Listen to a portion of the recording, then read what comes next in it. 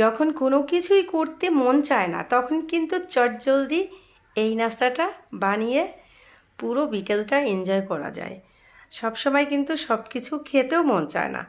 তো আজকে সেই রকমেরই একটা নাস্তা নিয়ে আসছি, একদম সহজ চটপটে ইয়ামি একটা নাস্তা রেসিপি।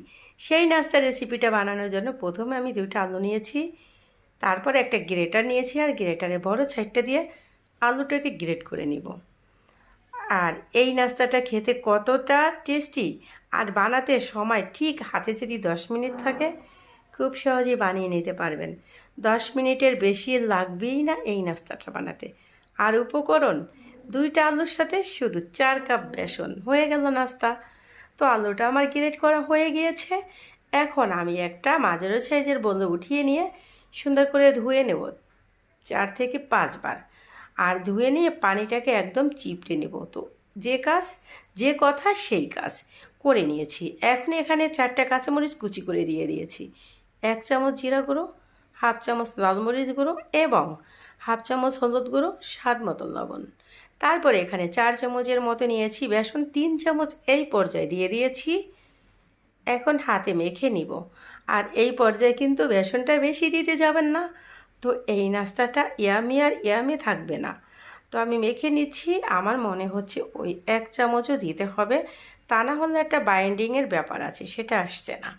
যাই হোক, ওই 1 চামচও আমি এখানে দিয়ে সুন্দর করে মেখে নিয়েছি। আর কোনো কিছুই আমি দিব না, এই হচ্ছে উপকরণ। আর এইভাবে করে আমি ভেজে নেব। তো আগে থেকেই তেল বসিয়ে দিয়েছি একটা কড়াইয়ে, আর তেলটা মোটামুটি গরম হয়ে গেছে। এখন আমি একে একে ছেড়ে দিচ্ছি। আর এই জিনিসটা ভেজে নিতে হবে একদম চুলার আঁচ মিডিয়াম লোতে রেখে। তাড়াহুড়া করে ভাজতে যাবেন না, তো তখন আর ইয়ামি হবে না, মচমচেটা আর হবে না, কারণ তখন পুড়ে যাবে। আর এটা কিন্তু কাঁচা আলু। মিডিয়ামে রেখে এই পাকোড়াটা ভেজে নিতে হবে। আর সুন্দর একটা কালার আসার পরে নামিয়ে নিতে হবে। আর এটা সসের সাথে যদি বাচ্চাদেরকে দেন, জাস্ট বাচ্চারা পুরোই খুশি হয়ে যাবে। এতটাই টেস্টি নাস্তা। আর উপকরণ কিন্তু সামান্য কিছু, তাই না? এটা সবার রান্নাঘরে অ্যাভেলেবেল থাকে। তো আজকে এই নাস্তাটা যদি আপনাদের ভালো লাগে, একবার হলেও বানিয়ে বাচ্চাদেরকে দিবেন। তো দেখেন, আমার কিন্তু উল্টে পাল্টে সুন্দর করে ভেজে নেওয়া শেষ।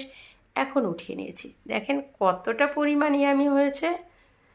তো এই ইয়ামি নাস্তাটা হাতে 10 মিনিট সময় থাকলে কিন্তু ভেজে নেওয়া যায়। তো সবগুলো আমি উঠিয়ে নিয়েছি। এখন একটা প্লেটে নিয়ে নিচ্ছি।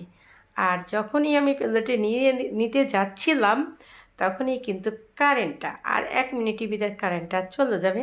এটার আর কোনো ছবি নিতে পারি নাই। তো রেসিপিটা এই পর্যন্তই, পরবর্তীতে দেখা হবে।